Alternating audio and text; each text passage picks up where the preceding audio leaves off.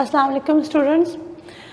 हम exercise chapter 9 को आगे बढ़ाएंगे। एक्सरसाइज 9.2 तक आप कर चुके हैं। एक्सरसाइज 9.3 को स्टार्ट करने से पहले कुछ ट्रिग्नोमेट्रिक रेशोज़ की वैल्यूज़ डिफरेंट एंगल्स पर हमें फाइंड आउट करनी है। ठीक है, यहाँ पर मैंने मेंशन किया है कि the values of trigonometric function of acute angle 45 degree, 30 degree and 60 degree. इसकी वैल्यूज़ आपको कैलकुलेटर से भी मिल जाती हैं, लेकिन आपको इसके बेसिक्स पता होने चाहिए कि किस तरह से ये वैल्यूज़ फाइंड आउट की जाती हैं, ताकि आप ऑब्जेक्टिव उससे रिलेटेड कोई ऑब्जेक्टिव आ जाए तो वो सॉल्व कर सकें और उसकी वैल्यूज़ को समझ सकें। बाकी आप इसको फॉर सिंप्लिसिटी कैलकुलेटर से फाइंड आउट कर सकते हैं। यहाँ पर मैंने केस 1 लिया है। ट्राइंगल, हम राइट एंगल ट्राइंगल लेंगे। एक एंगल 90 डिग्री का है, एंगल सी पर 90 डिग्री का एंगल बनाया गया और ये एक राइट एंगल ट्राइंगल है। केस 1 स्टूडेंट्स हमने इस तरह से लेना है कि जो एक एंगल है वो 45 डिग्री का हो।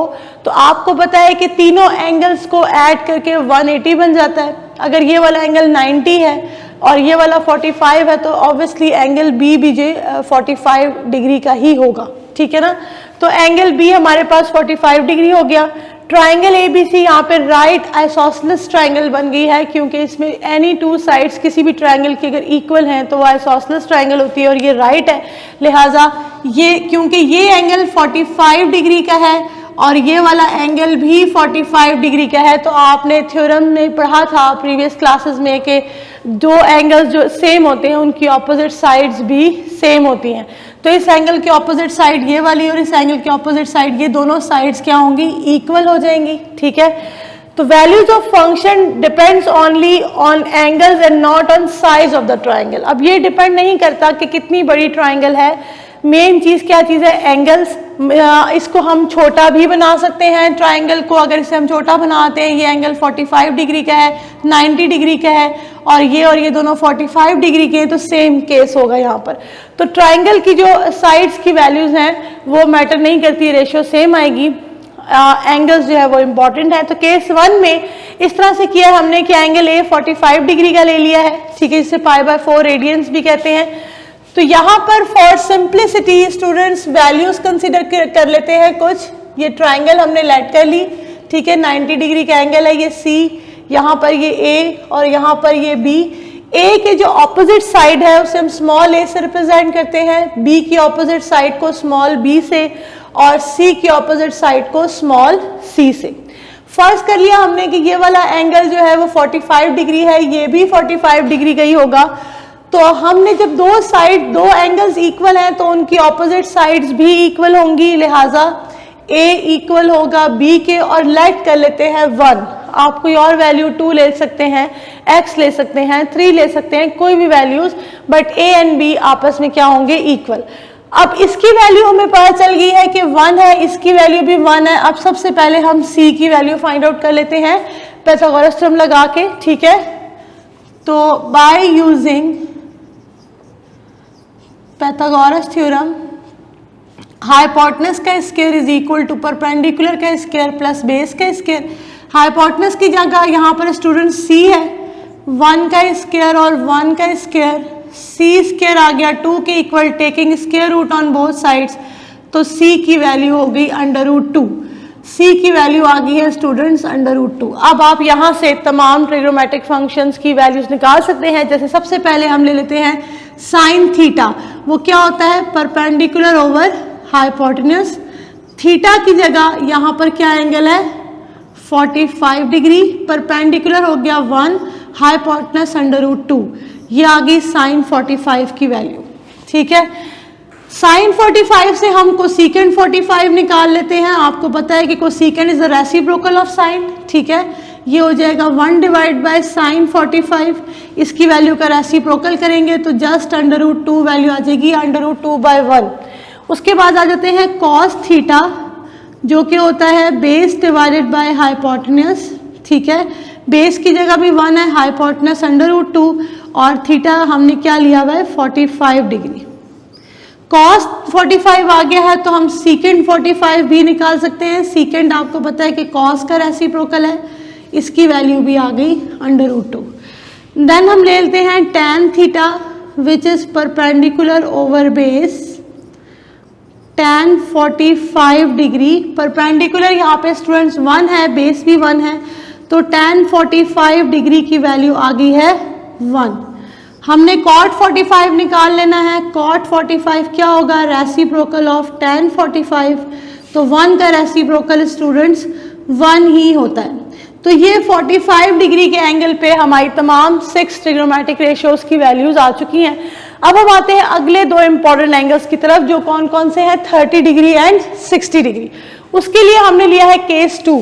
केस 2 क्या है कि जब एंगल ए हम 30 डिग्री ले लें, या 60 डिग्री वाला केस भी आप पहले ले सकते हैं, π/6 रेडियंस बोलते हैं 30 डिग्री को।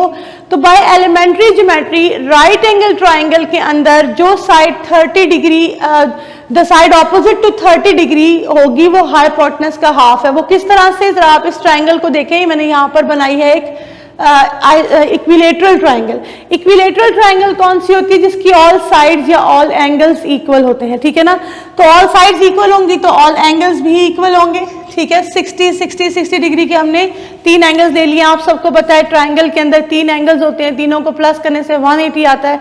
तो 180 को 3 पार्ट्स में डिवाइड करें तो 60 डिग्री के 3 एंगल्स आपके पास होंगे। अब अगर आप इस लेट कर लें तमाम साइड्स को, साइड्स भी इक्वल होंगी तो 1 1 1 भी ले सकते हैं। फॉर सिंप्लिसिटी मैं तमाम साइड्स को 2 के इक्वल ले रही हूं, ताकि जब मैं इस ट्राइंगल को डिवाइड करूं तो 2 का डिवाइड करके 1, मतलब 2 को हाफ करके 1 आपके पास एक सिंपल वैल्यू आ जाए। अगर आप तीनों साइड्स को 1 1 लेंगे तो 1 का फिर हाफ 0.5 होगा। आंसर सेम आएंगे लेकिन थोड़ा सा कॉम्प्लिकेटेड हो जाएगा सॉल्व करना। तो स्टूडेंट्स मैं इसको यहाँ से हाफ करती हूँ, इसके एंगल को बाइसेक्ट करेंगे तो ये वाला एंगल कितना रह जाएगा? 30 डिग्री। जब ये वाला एंगल बाइसेक्ट होगा तो सामने वाली साइड को भी 2 बराबर पार्ट्स में डिवाइड करेगा। तो इसका मतलब है ये साइड भी 1 हो गई और ये भी 1 हो गई। तो वो एंगल जो 30 डिग्री के सामने बना है वो हाइपोटेनस का हाफ आ रहा है, ठीक है, इस डेफिनेशन के अकॉर्डिंग। अब इसको मैं स्प्लिट कर लेती हूँ 2 ट्राइंगल्स के अंदर। हम एक ट्राइंगल ले लेते हैं स्टूडेंट्स इस तरह से, एक ट्राइंगल हम इस तरह से ले लेते हैं कि ये वाला एंगल हमने ले लिया 30 डिग्री का, जो ये एंगल था 30 डिग्री के ऑपोजिट जो एंगल जो साइड है वो 1 के इक्वल है, ठीक है। ये वाला एंगल कितना हो जाएगा फिर 60 डिग्री का, 30 डिग्री से ऑपोजिट साइड 1 के इक्वल है, तो ये वाली साइड हमने 1 ले ली। और जो हाइपोटेनस इसका बन रहा था ये 90 डिग्री है, 90 डिग्री के सामने जो साइड है वो कितनी आ रही है? 2 आ रही है। अब हमारे पास रह गई ये साइड निकालने वाली, इसको हमने फाइंड आउट करना है। तो क्या करेंगे हम यहाँ पे ट्राइंगल का अगर नाम रख लें, जैसे हमने पहले रखा हुआ है, ये ए है, ये बी है, ये सी है। ए के सामने वाली साइड स्मॉल ए, ठीक है, इसको भी, इसी को हम बी ले लेते हैं, यहाँ पर हम सी कर लेते हैं। सी के ऑपोजिट साइड स्मॉल सी और ये स्मॉल बी। तो first we have to find the value of B, जो according to this triangle base बनता है, ठीक है ना। तरीका आपने वही करना है जो हमने अभी सीखा है कि हाइपोटेनस का स्क्वायर पाइथागोरस थ्योरम लगाएंगे। हाइपोटेनस का square is equal to perpendicular का स्क्वायर प्लस बेस का स्क्वायर। हम यही वाला तरीका यहाँ पर भी लगाएंगे। तो ये हो जाएगा 2 का स्क्वायर, 1 का स्क्वायर प्लस सी का स्क्वायर, ठीक है ना। इसको सॉल्व करेंगे, 4 - 1 is equal to C square 3 है, तो स्टूडेंट सी की वैल्यू हो गई √3। ये हमारे पास सी की वैल्यू, सॉरी हमने बेस की जगह यहाँ पर बी लिखना था, बी। तो बी की जो स्टूडेंट्स हमारे पास वैल्यू आ गई है वो कितनी आ गई है? √3, ठीक है। ये बी की जो वैल्यू है ये आ गई है √3। अब ये ट्राइंगल कंप्लीट हो गई है। अब हम इसको, इसमें से वैल्यूज निकाल लेते हैं, जैसे कि sine theta perpendicular over hypotenuse, theta हम बेस वाले एंगल को ले रहे हैं, कितना डिग्री है? 30 डिग्री, परपेंडिकुलर 1, हाइपोटेनस 2, ये आ गई साइन 30 की वैल्यू, ठीक है। साइन 30 की वैल्यू आ चुकी है तो हम कोसेकेंट 30 की निकाल लेते हैं। कोसेकेंट 30 क्या होगा बच्चे? इसका रेसिप्रोकल होगा जो कि 2 बन जाता है, ठीक हो गया। उसके बाद हमने क्या करना है? कॉस थीटा लेना है। Cos theta base over hypotenuse है, ठीक है। कॉस 30 बेस की जगह पे √3, हाइपोटेनस की जगह पर 2, तो ये हमारे पास आ गई कॉस 30 की वैल्यू। कॉस 30 से हम कोसेकेंट 30 निकाल सकते हैं जो कि इसका रेसिप्रोकल होगा। क्या वैल्यू आ जाएगी? 2 डिवाइडेड बाय √3। उसके बाद हम आ जाते हैं tan 30 पर। tan 30 परपेंडिकुलर ओवर बेस, यहाँ पर स्टूडेंट्स देखें, अगर आप थीटा हमने पहले लगाया था, या थीटा की जगह 30 डिग्री लगा लेते हैं। परपेंडिकुलर की जगह वैल्यू 1 और बेस है √3, तो 1 ओवर √3 ये होगी स्टूडेंट्स हमारे पास tan 30 की वैल्यू। और अगर हमें cot 30 चाहिए तो that will be the reciprocal of tan 30, जो कि कितना हो जाएगा √3। 30 डिग्री पे भी हमने तमाम अपनी ट्रिग्नोमेट्रिक रेशियोज की वैल्यूज निकाल ली हैं। अब हम आते हैं 60 डिग्री एंगल पर, ठीक है। इसी ट्रायंगल को थोड़ा सा आप रोटेट करें, या इस एंगल को बेस में ले आएं, या इसको दोबारा बना लें जिस तरह से ये बना हुआ है।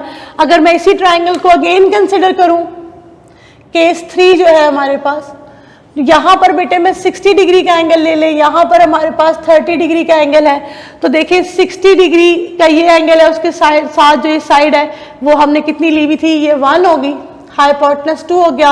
और सेम इसी तरीके से सॉल्व करेंगे तो अब ये वाली चीज़ जो है वो √3 आ जाएगी, ठीक है। ट्राइंगल का नाम हमारे पास हो गया ABC, तो ये चीज़ A के इक्वल बन गई, ये C के इक्वल और ये B के इक्वल। मतलब आपने जब इन दोनों एंगल्स को आपस में स्विच किया तो ये दोनों साइड्स भी आपस में स्विच हो जाएंगी, ठीक है। अब यहाँ से भी हम निकाल लेते हैं sin 60, cos 60 और tan 60 की वैल्यूज। तरीका सारा वही है, ठीक है। सबसे पहले लिखती हूँ sin theta that is perpendicular over hypotenuse, क्या बन जाएगा, परपेंडिकुलर √3 हाइपोटेनस 2। तो sin 60 की वैल्यू स्टूडेंट्स हमारे पास आ गई √3/2, ठीक है। उसके बाद हमें चाहिए है कोसेकेंट 60, अगर चाहिए होगा तो वो कितना हो जाएगा 2/√3, इसी का रेसिप्रोकल। देन हम निकाल लेते हैं cos theta base over hypotenuse, तो cos 60 1/2, cos 60 की वैल्यू। cos 60 से हम निकाल लेंगे सेकेंड 60 डिग्री की वैल्यू जो कि 2 के इक्वल आएगी। उसके बाद हम आ जाते हैं tan 60 पे, tan theta perpendicular over base, tan 60 students ध्यान दें परपेंडिकुलर की जगह √3 और बेस की जगह 1, √3/1, तो tan 60 डिग्री की वैल्यू आ गई √3। देन कोटेंजेंट पे आते हैं, कोटेंजेंट 60 इसका रेसिप्रोकल हो जाएगा। तो ये वो बेसिक एंगल्स हैं, क्यूट एंगल्स हैं, जिसपे हमें ट्रिग्नोमेट्रिक रेशियोज की तमाम वैल्यूज का पता होना जरूरी है ताकि हम उन्हें क्वेश्चंस के अंदर डायरेक्टली यूज कर सकें। अब हम मूव करते हैं क्वाड्रेंटल एंगल्स पर। 0 डिग्री पर, 90 डिग्री पर, 180 पे, 270 पे इन फंक्शंस की क्या वैल्यूज होती हैं। स्टूडेंट्स हम मूव करते हैं अगले एंगल्स पर। इन एंगल्स को 0 डिग्री पे, 90, 180, 270, 360 इन एंगल्स पे हमारे ट्रिग्नोमेट्रिक फंक्शंस की क्या वैल्यूज होंगी। सबसे पहले आप ये जान लें कि वो एंगल्स जो कि एक्स एक्सिस या वाई एक्सिस पर लाई करते हैं वो क्वाड्रेंटल एंगल्स कहलाते हैं। ये आपको ऑब्जेक्टिव में भी आ सकता है, ठीक है। कोई आपको कुछ एंगल दिए जा सकते हैं, उसमें से पूछ सकते हैं कि कौन सा क्वाड्रेंटल एंगल है, या कुछ एंगल्स दे के क्वेश्चन ये भी हो सकता है कि कौन सा क्वाड्रेंटल एंगल नहीं है। तो वो एंगल्स जो कि एक्सिस पर लाई करेंगे, चाहे वो एक्स एक्सिस पर पॉजिटिव हो या नेगेटिव किसी भी एक्सिस पे हो, वो क्या कहलाते हैं, क्वाड्रेंटल एंगल, एक्स या वाई दोनों एक्सिस। तो when the terminal line lies on the x axis और वाई एक्सिस, देन जो हमारा एंगल है वो क्या कहलाएगा, क्वाड्रेंटल एंगल। ये एक सिंपल सी मैंने डायग्राम ली है, इस टाइम ये क्वाड्रेंटल नहीं है। आप देखें ये मेरी एंगल की जो रे है वो ये बनती है। अगर मैं इसको बिल्कुल एक्स एक्सिस के साथ मिला दूं, ठीक है, तो 0 डिग्री एंगल बन जाएगा। अगर यही जो एंगल जो ये रे जा रही है एंगल की, अगर इसको मैं यहाँ पर मिला लूँ तो ये 90 डिग्री का एंगल बन जाएगा, ये भी क्वाड्रेंटल है। इधर हो जाएगा तो भी क्वाड्रेंटल है, और अगर इस तरह से बन जाता है तो भी ये क्वाड्रेंटल एंगल है। ये डायग्राम मैंने क्यों बनाई है, ताकि हम एक आइडिया ले लें कि हमें किस तरह से वैल्यूज फाइंड आउट करनी है। According to this diagram base X है, परपेंडिकुलर y है, और हाइपोटेनस जो है उसको हमने r लेट कर लिया है। तो पाइथागोरस थ्योरम अगर हम लगाएं तो आपको पता है कि r का square is equal to x का स्क्वायर प्लस y का स्क्वायर। तो r की जो वैल्यू है taking under root on both sides, तो r की बच्चों ये वैल्यू बन जाती है, ठीक है ना। अब सबसे जो पहला केस है वो ये है कि थीटा जो है वो 0 डिग्री होना चाहिए। अगर थीटा 0 डिग्री है तो इसका मतलब है कि एंगल हमारा किधर बन रहा है, एक्स एक्सिस पर। मतलब ये जो हमने टर्मिनल आर्म बनाया हुआ एंगल का, ये हो गया एक्स एक्सिस के ऊपर, ठीक है। तो हम ये केस ले लेते हैं, यहाँ पर मैंने ये एक्स वाई एक्सिस बनाए, ठीक है, और ये जो चीज़ है यहाँ तक ये मैं ले लेती हूँ, अपनी टर्मिनल आर्म की जो रे है वो ये ले लेती हूँ। तो ये जो पॉइंट आपके पास आया है, क्योंकि एक्स एक्सिस पर वाई कोऑर्डिनेट 0 होता है, तो इस पॉइंट को हम लेट कर सकते हैं 1 0 2 0 3 0 4 0, कोई भी वैल्यू, मतलब एक्स पे वो वैल्यू है और वाई की वैल्यू 0 है। तो यहाँ पर मैं 1 0 ले लेती हूँ ताकि इजीली सॉल्व हो जाए। तो स्टूडेंट्स एक्स की क्या वैल्यू आ गई इधर पे 1 और वाई की वैल्यू क्या है 0। आर निकाल लेते हैं, मैंने अभी आपको फॉर्मूला बताया है आर के लिए, X square plus Y square का अंडर रूट। अगर मैं यहाँ पर ये कर देती हूँ 1 का स्क्वायर प्लस 0 का स्क्वायर, तो स्टूडेंट्स आर की वैल्यू 1 आ गई। ठीक है, अकॉर्डिंग टू दिस डायग्राम अगर आप देखें कि साइन थीटा क्या होता है, परपेंडिकुलर ओवर हाइपोटेनस, तो परपेंडिकुलर यहाँ y है और हाइपोटेनस यहाँ पे r है। ठीक है, cos theta base over hypotenuse, ठीक है, बेस यहाँ पर x है और हाइपोटेनस r है। Tan theta students perpendicular over base, perpendicular यहाँ पे y है और बेस यहाँ पे x है। हम यही चीजें जो है यहाँ पर यूज करेंगे। तो सबसे पहले मैं निकालने लगी हूँ साइन थीटा, जो कि क्या बन रहा था y ओवर r। ठीक है, थीटा की जगह स्टूडेंट्स हमने लिया हुआ है 0, y यहाँ पर कितना है 0, r की वैल्यू आई है 1, 0 बाय 1 0। ठीक है, साइन 0 की वैल्यू इसका मतलब है 0 है। अगर साइन 0 0 है तो कोसेकेंट 0 कितना होगा, कोसेकेंट 0 आपको पता है 1 ओवर साइन 0 के इक्वल होता है, 1 ओवर 0 जो कि क्या हो जाएगा अनडिफाइंड। ठीक है, नेक्स्ट हम मूव करते हैं कॉस थीटा पे। कॉस थीटा क्या होता है बेस ओवर हाइपोटेनस, मैंने अभी आपको बताया कि हम लिखेंगे x ओवर r। x की जगह हमने क्या वैल्यू ली हुई है इधर पे 1, r जो है वो भी 1 आया है, तो cos 0 की वैल्यू स्टूडेंट्स इस तरह से 1 आ गई। ठीक है, अगर हम सीकेंट 0 निकालें तो वो आपको पता है 1 ओवर cos 0 है, तो वो 1 का रेसिप्रोकल भी 1 होता है।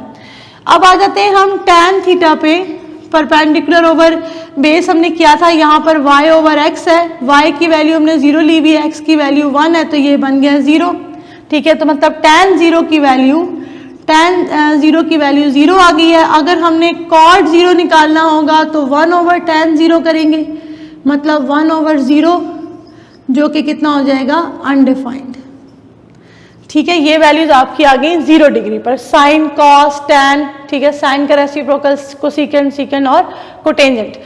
अब हम देखते हैं अगर एंगल 90 डिग्री हो तो सिमिलर मेथड के जरिए हमने वैल्यूज निकालनी है। ये एक्स वाई एक्सिस हमने लिया, 90 डिग्री का एंगल है स्टूडेंट्स। अभी मैंने आपको बताया कि ये एंगल बन रहा था, मैं इसे यूं कर दूंगी तो 0 डिग्री एंगल हो जाएगा, इसे इस तरह से ले जाऊंगी तो 90 डिग्री। ठीक है, अगर ये एंगल ले लिया है हमने यहाँ पर, तो ये वाला एंगल अब कितना बन गया है 90 डिग्री बन गया है। तो ये कोऑर्डिनेट जो है ये y एक्सिस पर आ रहा है, जो पॉइंट है इसका y एक्सिस पे आ रहा है। y एक्सिस के ऊपर x की वैल्यू 0 होती है और y की हम कोई भी वैल्यू ले सकते हैं, लेकिन हमने वैल्यू 1 ले लेनी है ताकि इजी रहे सॉल्व करना। तो ये जो पॉइंट हमारे पास बना ये बन गया 0 1। ठीक है, मतलब x की वैल्यू 0 और y की वैल्यू 1। r निकाल लेते हैं x square plus Y square करके, तो 0 का स्क्वायर प्लस 1 स्क्वायर का अंडर रूट, तो r की स्टूडेंट वैल्यू आ जाएगी यहाँ पर 1। जब r की वैल्यू भी 1 आ गई, देन हम निकालते हैं साइन 90 या साइन थीटा, जो कि लेना है y ओवर r, y की जगह 1, r की जगह 1, तो साइन 90 स्टूडेंट्स 1 हो गया। जब साइन 90 की वैल्यू 1 है तो कोसेकेंट 90 कितना होगा 1 का रेसिप्रोकल 1। ठीक है, फिर आ जाते हैं हम cos 90 पर, जो कि x ओवर r है अकॉर्डिंग टू दिस डायग्राम जो मैंने बनाई थी, वैल्यूज लिखी थी उसके हिसाब से। तो ये हो गया बच्चों 0 ओवर 1, तो ये वैल्यू 0 बन जाती है। तो आप देखें अगर हम सीकेंट 90 निकालते हैं तो 0 का रेसिप्रोकल होके अनडिफाइंड हो जाएगा। उसके बाद हम आ जाते हैं tan 90 पर। tan 90 क्या था y ओवर x, y की वैल्यू स्टूडेंट्स 1 है, x की वैल्यू 0 है, तो ये क्या है अनडिफाइंड है। ठीक है, ये अनडिफाइंड है। और जो cot 90 की वैल्यू होगी वो फिर x ओवर y होगा, या अनडिफाइंड का रेसिप्रोकल कितना हो जाता है 0। ठीक है, ये हमने निकाली 90 डिग्री पे। सेम ऐसी हमने निकालनी है 180 की। 180 के लिए आप क्या करेंगे कि अपनी टर्मिनल आर्म जो है रे की वो इस तरफ ले आएंगे यहाँ पर, तो ये क्या वैल्यूज होगी -1 0। ऑपोजिट साइड पे ये वाला एंगल कितना हो गया 180 डिग्री। तो बच्चों x की वैल्यू -1 है, y की वैल्यू 0 है, r निकाल लें आप x square plus Y square का अंडर रूट, मतलब -1 का स्क्वायर प्लस 0 स्क्वायर का अंडर रूट, और -1 का स्क्वायर 1 हो जाएगा, 1 का अंडर रूट 1 लेंगे, ये r की वैल्यू आ गई है। अब यहाँ से आपने तमाम वैल्यूज निकाल लेनी है।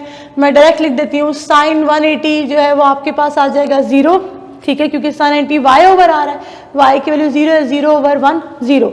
ऐसे ही जब आपको सीकेंड 180 निकालेंगे तो फिर वो कितना हो जाएगा अनडिफाइंड, क्योंकि 0 का रेसिप्रोकल 0 होता है। उसके बाद है जी cos 180, cos 180 की वैल्यू -1 हो जाएगी, ठीक है। जब आप सीकेंड 180 निकालेंगे -1 का रेसिप्रोकल -1 ही आएगा। हम आ जाते हैं tan 180 पे, tan 180 की वैल्यू 0 हो जाएगी, और जो cot 180 है उसकी वैल्यू है वो अनडिफाइंड हो जाएगी, ठीक है। आपने तमाम इसी तरह से वैल्यूज निकालेंगे। अब एंगल अगर हमारा 270 का हो स्टूडेंट्स, ये एंगल अगर इधर बन रहा है, ये वाला पूरा एंगल कितना ले लिया हमने 270 डिग्री, तो जो इसके कोऑर्डिनेट होंगे वो होंगे -10, सॉरी x की वैल्यू 0 और y की वैल्यू -1, ठीक है। y एक्सिस पे है ना, ये y एक्सिस हमारे पास बनता है नेगेटिव y एक्सिस, तो x की वैल्यू 0 है स्टूडेंट्स, y की वैल्यू -1 है, r हम फाइंड आउट कर लेंगे x square plus Y square से, तो वो 1 ही आ जाएगा। यहाँ पर भी आपने वैल्यूज निकाल लेनी है साइन 270 की, जो कि -1 आएगी, और जब आपको सीकेंड 270 करेंगे तो -1 का रेसिप्रोकल -1 ही हो जाएगा, ठीक है। उसके बाद आपने लिखना है cos 270, cos 270 स्टूडेंट 0 हो जाएगा, cos हमारे पास x ओवर r था तो x की क्योंकि यहाँ वैल्यू 0 है, जब आप सीकेंड 270 निकालेंगे तो 0 का रेसिप्रोकल करेंगे, अनडिफाइंड आ जाएगी वैल्यू, ठीक है। उसके बाद हमने लिख लेना है tan 270 जो कि अनडिफाइंड आती है, tan 270, tan की वैल्यू हमने क्या ली थी y over x, -1 over 0 undefined हो जाएगा। जब आप cot 270 लेंगे तो वो 0 हो जाएगा, अनडिफाइंड का रेसिप्रोकल। जब आप आएंगे 360 डिग्री के एंगल पर तो दोबारा देखें, ये जो एंगल यहाँ से यहाँ तक बन रहा है ये 360 डिग्री है, और ये वही एंगल है जब थीटा हमारा 0 डिग्री था वो फर्स्ट वाले केस में। इस वाले केस में दोबारा 360 पे ये तमाम वैल्यूज जो है वो रिपीट हो जाएंगी। अब एक्सरसाइज पे हम मूव करते हैं, क्योंकि तमाम वैल्यूज हमें समझ आ गई हैं क्या है। अब एक्सरसाइज में हमें इन तमाम वैल्यूज को पुट करना है। अच्छा स्टूडेंट्स, मैंने टेबल बना ली है यहाँ पे, ताकि आप इसके सामने वैल्यूज हो आप पुट कर सकें। साथ में लिख दिया 0 जो है वो 0 रेडियन है, 30 π/6 रेडियन होता है। आपने 9.1 में डिग्री को रेडियन में कन्वर्ट करना सीखा था कि हम π/180 से मल्टीप्लाई करते हैं डिग्री की वैल्यू को, तो वो रेडियन में कन्वर्ट हो जाती है। तमाम वैल्यूज यहाँ पे लिख दी हैं ताकि आप इजीली यहाँ पे क्वेश्चन में पुट कर सकें। वैसे आपके पास कैलकुलेटर भी, आप कैलकुलेटर से भी वैल्यूज निकाल सकते हैं। पार्ट नंबर 1 है, क्वेश्चन नंबर 1 का, ये हमें प्रूफ करना है। इसकी लेफ्ट हैंड साइड लिख ली है, जस्ट आपने वैल्यूज पुट करनी है, ठीक है। साइन 60 की वैल्यू √3/2, cos 30 की वैल्यू √3/2, cos 60 1/2 एंड साइन 30 भी 1/2। तो ये √3 का स्क्वायर हो जाएगा, जो कि 3 बनता है, 3/4 - 1/4, 4 हम ले लेंगे एलसीएम, 2/4 बनेगा, कटिंग होके 1/2, तो ये किसकी वैल्यू है, ये साइन 30 की ही वैल्यू है, which is equal to sine 30 में लिखना था, राइट हैंड साइड के इक्वल प्रूव हो गया। सेकंड पार्ट पे मूव करते हैं। एक बात का आप ख्याल रखें कि हमारे पास सम टाइम लिखा हुआ होता है sine square theta. Sine square theta का स्टूडेंट्स मतलब ये होता है कि हमने साइन थीटा का होल स्क्वायर लेना है, ठीक है। साइन थीटा की वैल्यू लेके उसका होल स्क्वायर लेना है। तो यहाँ पर यही काम करना है, स्क्वायर को ध्यान से आपने पुट करना है, ठीक है। वैल्यूज आपके पास रेडियन में लिखी हुई है, आप इसे यूँ लिख सकते हैं, साइन π/6 का होल स्क्वायर, फिर साइन π/3 का होल स्क्वायर, और फिर tan π/4 का होल स्क्वायर। साइन π/6 है ये 30 डिग्री, साइन π/6 की वैल्यू 1/2 है, यहाँ पर आप पुट कर लें डायरेक्ट उसकी वैल्यू। साइन π/3 साइन 60 की वैल्यू √3/2 का होल स्क्वायर, और ये tan 45 की वैल्यू 1/4, 3/4 और 1 को हम 1/1 लिख सकते हैं ताकि एलसीएम ले सकें। 4 एलसीएम आ गया, 1 + 3 + 4, 8/4 विच इज इक्वल टू 2, और जो कि बन गया राइट हैंड साइड के इक्वल। पार्ट नंबर 3 की तरफ मूव करते हैं। यहाँ भी आपने वैल्यूज पुट करनी है। Sine 45 1 over under root 2 and cosecant 45 is the reciprocal of sine 45। 1 over under root 2 का रेसिप्रोकल जस्ट अंडर रूट 2 होगा। स्टूडेंट्स ये 2 ओवर अंडर रूट 2 बन गया है और ये अंडर रूट 2 ओवर 2, ठीक है। इसका अगर हम एलसीएम ले लें तो वो 2 अंडर रूट 2 आता है। यहाँ अंडर रूट 2 है, यहाँ भी अंडर रूट 2 है। 2 से 2 को मल्टीप्लाई किया 4 और यहाँ अंडर रूट 2 से मल्टीप्लाई करेंगे 4 plus 2 over 2 under root 2, 6 over 2 under root 2, cutting कर लेंगे 3 ओवर अंडर रूट 2, इसकी वैल्यू आ जाएगी which is equal to right hand side, ठीक है। अब मूव करते हैं नेक्स्ट पार्ट पे। मैंने अभी आपको बताया कि हम इसे साइन पाई बाय 6 का होल स्क्वायर ऐसे लिख सकते हैं, ठीक है। ये क्या बन जाएगा, साइन पाई बाय 4 का होल स्क्वायर, यहाँ पर साइन पाई बाय 3 का होल स्क्वायर और साइन पाई बाय 2 का होल स्क्वायर। अब आप यहाँ वैल्यूज पुट करें। साइन पाई बाय 6 मतलब साइन 30, उसकी वैल्यू होगी 1/2, उसका हमने square. Sine 45 1, sine 60 under root 3/2, उसका भी स्क्वायर हो गया। और साइन 90 की value sine 45 sorry 1 over under root 2 और साइन 90 की वैल्यू 1। ये बच्चों इसका स्क्वायर करेंगे 1/4, that will be 1/2, under root 2 का स्क्वायर 2 हो जाएगा। और यहाँ पे ये 3/4 और ये 1। रेशियो को सॉल्व करने के लिए, अगर रेशियो में हमने फ्रैक्शन खत्म करनी होती है तो सॉल्व करने के लिए हम क्या करते हैं कि डिनोमिनेटर का एलसीएम से मल्टीप्लाई कर लेते हैं। तो यहाँ बच्चों हम मल्टीप्लाई कर लेते हैं 4 से, तो 4 इंटू 1/4, 4 इंटू 1/2, 4 इंटू 3/4 और 4 इंटू 1। तो ये कटिंग होके 1 रह जाएगा, यहाँ पे कटिंग होकर 2 आ जाएगा, इधर पे कटिंग होकर 3 और ये 4 which is equal to right hand side.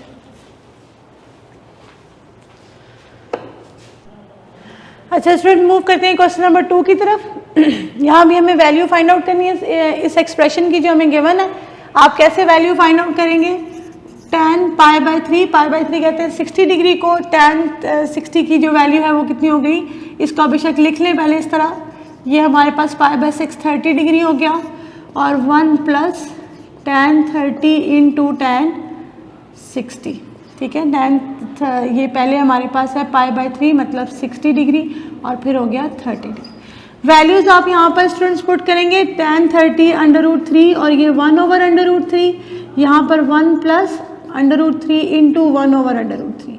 तो आप देखेंगे डिनोमिनेटर में तो अंडर रूट 3 कैंसिल हो गए हैं और नॉमिनेटर में क्या हो रहा है कि हमें अंडर रूट 3 का लेना पड़ेगा एलसीएम। इसके नीचे 1 है, इन दोनों का एलसीएम कितना हुआ under root 3। Under root 3 multiply होंगे, अंडर रूट 3 का स्क्वायर -1 हो जाएगा और डिनोमिनेटर में रह गया 1 + 1। तो ऊपर जो चीज़ बन गई है अंडर रूट 3 का स्क्वायर 3 हो जाएगा, 3 - 1 2 ओवर अंडर रूट 3 और डिनोमिनेटर में जस्ट 2 है।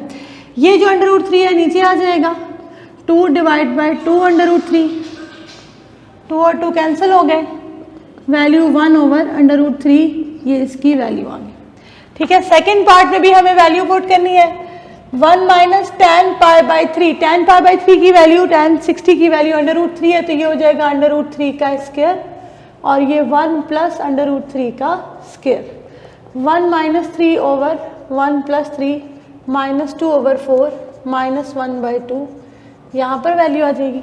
क्वेश्चन नंबर 3 में स्टूडेंट्स हमें उसने कुछ यहाँ पर आइडेंटिटीज दी हुई है, उनको हमें प्रूव करना है कि जब थीटा 30 डिग्री है तो भी ये दोनों साइड्स बराबर हैं और थीटा 45 डिग्री है तो भी ऐसा ही है, ठीक है। ये आप 10th चैप्टर में मजीद इनको यूज़ करेंगे और बाकी और भी कोई एंगल होगा तो ये दोनों साइड्स इक्वल होंगी। हमने 30 और 45 पे इसे प्रूव करना है। जब थीटा 30 डिग्री लिया है तो एक्सप्रेशन ये दिया हुआ है, ये क्या लिखा हुआ है, sin 2 theta is equal to 2 sin theta cos theta. Theta की जगह मैं 30 पुट करने लगी हूँ, 2 × 30, 2 sin 30 cos 30, तो ये हो जाएगा sin 60, sin 30 1/2 और cos 30 under root 3/2, sin 60 under root 3/2। ये 2 और 2 कट गए और ये दोनों साइडें बराबर आ गई हैं। तो जब दोनों साइड्स इक्वल आ जाए तो इसका मतलब है 30 डिग्री पर ये प्रूव होंगे। अब हम 45 पे भी हमें प्रूव करना है। क्या वैल्यू है, sin 2 theta is equal to 2 sin theta cos theta. sin 2 × 45, 2 sine 45 cos 45, ये हो जाएगा साइन 90 डिग्री, ये 1/√2 और ये भी 1/√2। साइन 90 स्टूडेंट्स 1 है, ऊपर 2 हो गया, √2 भी 2 बन जाते हैं, तो 1 = 1। ये वाली आइडेंटिटी प्रूव हो गई है 45 डिग्री पर भी। ठीक है, फिर मैंने इसका पार्ट नंबर 4 यहाँ पे मेंशन किया है। 2 और 3 भी ऐसे ही है, वो आप कर सकते हैं। 4 में भी 30 और 45 दोनों पे हमें इस आइडेंटिटी को प्रूव करना है। तो क्या है ये cos 2 theta 1 - 2 sine square theta, cos 2 × 30 1 - 2 into यहाँ पे हो जाएगा ये साइन 30 का होल स्क्वायर, ये बन जाता है cos 60 और साइन 30 की वैल्यू 1/2 उसका स्क्वायर, cos 60 की वैल्यू 1/2 है और यहाँ से 1/2 का स्क्वायर 1/4, 1/2 1 - 2 और 4 की कटिंग होगी 1/2 आ जाएगा। इधर तो लिखा हुआ 1/2, यहाँ 2 एलसीएम लें, 2 - 1 1/2 = 1/2, दोनों साइड इसकी भी इक्वल होगी। इसी क्वेश्चन में आप थीटा की जगह 45 पुट करेंगे, 2 × 45 1 - 2 साइन 45 का होल स्क्वायर लिखेंगे, ये हो गया है cos 90 degree sine 45 1/√2, cos 90 students 0 के इक्वल होता है, ये 1/2 आ गया है। ठीक है, 1 माइनस ये दोनों कट जाएंगे तो 0 = 0, तो जो भी वैल्यू आ रही होगी दोनों साइड्स की इक्वल आएगी, मतलब आइडेंटिटी सेटिस्फाई करती होगी तमाम एंगल्स को। पार्ट नंबर 5 में भी यहाँ पे हम पहले थीटा को ले लेते हैं 30 डिग्री, tan 2 × 30 2 टेंजेंट 30 1 - टेंजेंट 30 का होल स्क्वायर, ये हो जाएगा स्टूडेंट टेंजेंट 60, ये 1/√3 वैल्यू लगेगी और यहाँ पर ये हो गया 1/√3 का होल स्क्वायर। ठीक है, टेंजेंट 60 की स्टूडेंट्स वैल्यू √3 है, यहाँ पे 2/√3 आ गया और ये 1 - 1/3, √3 का स्क्वायर करेंगे जस्ट 3 रह जाएगा। यहाँ पे √3 है, इसको मैं लिख सकती हूँ 2 / √3, ऊपर जो हमारे पास नॉमिनेटर है उसमें 2 / √3 और डिनोमिनेटर में 3 एलसीएम लेंगे। यहाँ पर √3 है, 2 / √3 डिवाइडेड बाय 2/3। ठीक है, आप इसे क्या लिख सकते हैं, 2 / √3 मल्टीप्लाई बाय 3/2, 2 और 2 की आपस में कैंसिलेशन हो जाएगी, ये अंडर है, ये विदाउट अंडर है। तो आप क्या करें कि जिस चीज़ पे अंडर नहीं है आप उसे 2 दफ़ा √3 लिख सकते हैं, वो 3 बनेगा और डिनोमिनेटर में एक √3 दोनों को कैंसिल किया, √3 = √3। अब हमें इसी क्वेश्चन में पुट करना है थीटा की जगह 45, यहाँ पर कर लेते हैं। इसी का पार्ट है कि जब हम थीटा को पुट करेंगे 45 डिग्री तो बनेगा tan 2 × 45, 2 के साथ tan 45 डिवाइड बाय 1 - tan 45 का स्क्वायर, ये स्टूडेंट टेंजेंट 90 डिग्री बन जाएगा।